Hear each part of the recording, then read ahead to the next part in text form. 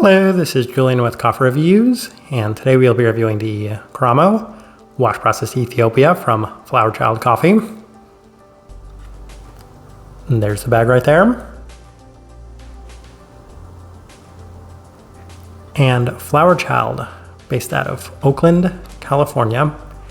And they're a coffee roaster that's appeared on this channel multiple times before, and a coffee roaster that appears to be growing in popularity, as I've heard a number of people refer to them as one of their favorite West Coast-based American coffee roasters. And that's where this Keramo comes into play, as I've heard some really positive things about these Keramo coffees this year. In fact, we reviewed one of them earlier this year when we reviewed Father's Natural Processed Keramo, which to this moment still remains my favorite natural processed Ethiopian coffee that we've reviewed this year. So I definitely wanted to check out some wash processed versions of these Keramo coffees, beginning with this one from Flower Child, as this right here is day 36.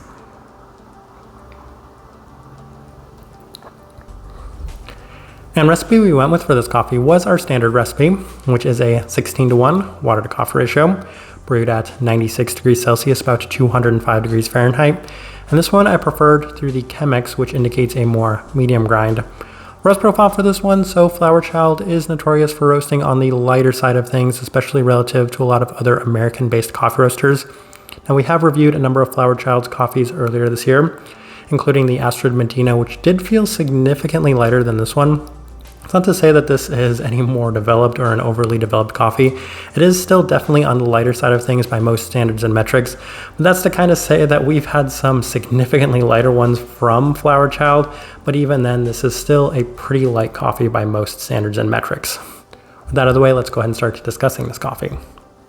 Day 13, first impression, and we opted for the V60, and the cup definitely came out very clean, offering a citric and floral forward cup with a fair bit of the fresh mandarin fruit aspects finishing into this wildly vibrant, darker florality, a bit of sweeter berries to complement a very well-defined and bright cup.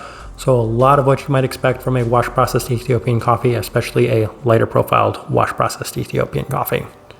Day 15 through the Chemex, and it was nearly as vibrant as the first impression, with a surprisingly high level of mixed flowers and plenty of berry sweetness. So when I'm saying mixed flowers, that does insinuate some darker floral components to it, some slight, we'll say purple florals, as well as some of those white floral aspects to it.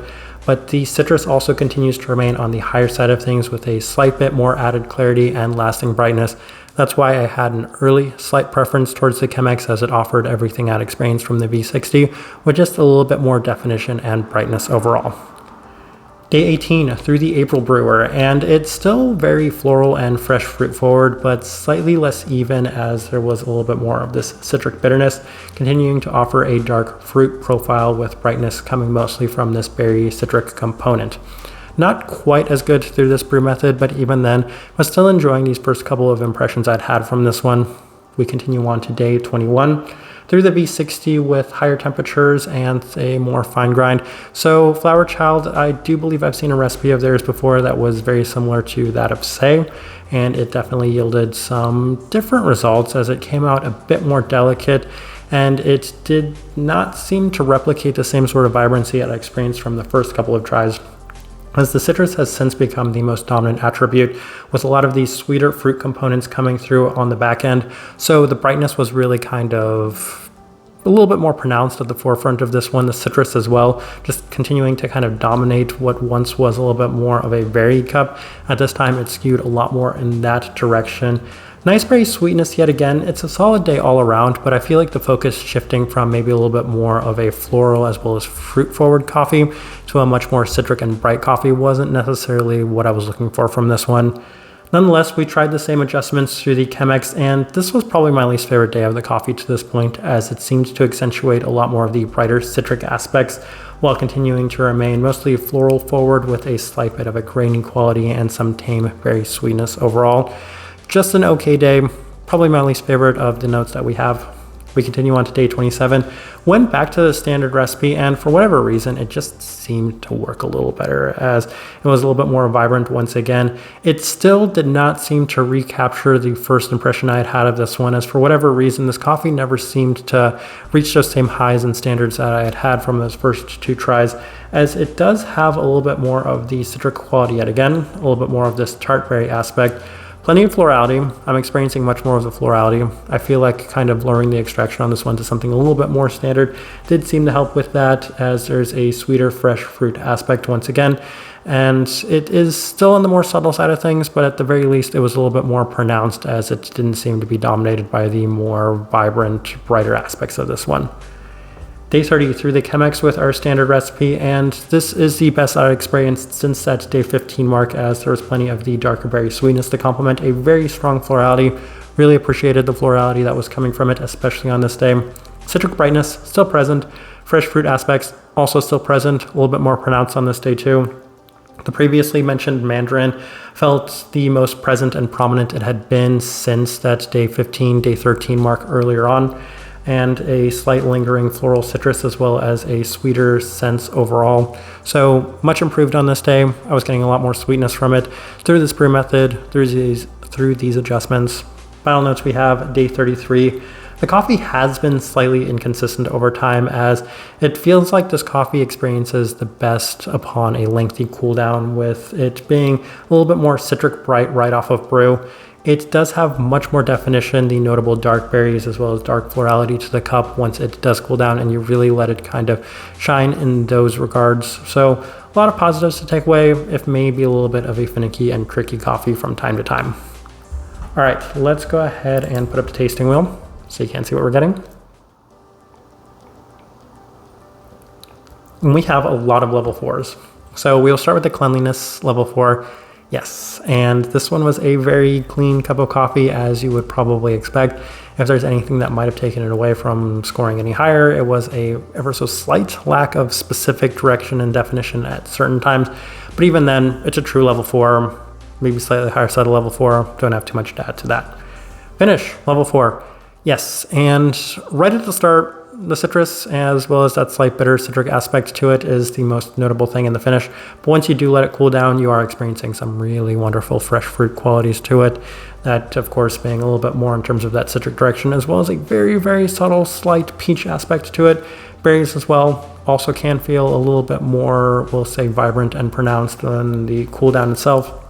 So some really nice positives taken away from that finish once you do let the cup cool down. Sweetness, level 4. Yes, I did waffle on this one ever so slightly, but I think I said at the end of the day there was enough sweetness to justify the level 4, maybe the slightly lower side of the level 4, but even then I feel like there was enough of that fruit quality to it and a little bit more in terms of a sugary sense to justify that mark. So level 4 seems to work for me, if maybe a slight bit generous. Acidity, level 4, yes, and there's a fair bit of brightness to this, and when I made the adjustments, it still would keep it at that level 4, so of course those being the higher temperatures, the more fine grind, it does seem to offer that really notable bright quality to it. But even when you've kind of tinkered around with this coffee, made some adjustments, it's always going to be present. There's just plenty of acidity and brightness within this coffee. Florality, level 4. Yes, and possibly my favorite part of this one, as most specifically you're experiencing a nice bit of lighter as well as darker floral aspects to it. I think that's honestly what they were going for in this coffee, was a very floral forward cup, and I feel like that's why maybe towards the end I was getting the best profile and definition for it, because I was experiencing florality at the forefront. Everything else was a little bit more secondary, as opposed to at other times it being a little bit more citric forward, which I don't necessarily think or hope that's what they were going for. At least it wasn't what I was going for in this one. Berry fruit, level 4. Yes, and this is a little bit more tart. And I think one of the notes they had listed on here was something along the lines of a pink lemonade or something.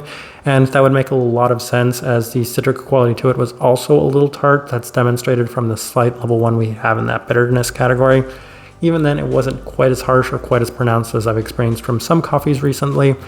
But the berry fruit, as a result, was one of the more defining and pronounced aspects. Even a darker berry quality. I was able to experience some fresher dark berry components to it, and ever so slight blueberry, a little bit more, we'll say, of those blackberry aspects given the tartness of it. So plenty of berry fruit present within this one. Citrus fruit, level 4. Yes, and I do have to say that that was maybe the ever so slight sticking point for me, as a lot of the adjustments did seem to push it a little bit more in that direction. I don't think it was ever going to reach that level 5 mark, but even then, given that they have something along the lines of like a pink lemonade or a strawberry, whatever the lemonade note they have listed on here is, yes, that's very strong. The citric quality to it is strong, and one of my goals was to maybe kind of tone that down in place of the florality. But other than that, there's that sweeter citric quality to it. That's ever so slight mandarin-like fresh fruit aspect, which was a really nice positive. If I could have gotten maybe a little bit more of that at the forefront and a little less tartness, a little less bitterness, and more of those florals, then it would have been an even better coffee than it was.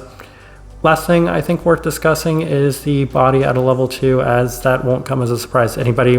Lighter profiled coffee, washed Ethiopian coffee through the Chemex, it definitely won't have the most amount of texture, but a lighter profiled, slightly more tea-like body, at least a little bit of texture and substance to it, as it didn't score all the way down there at that level 1.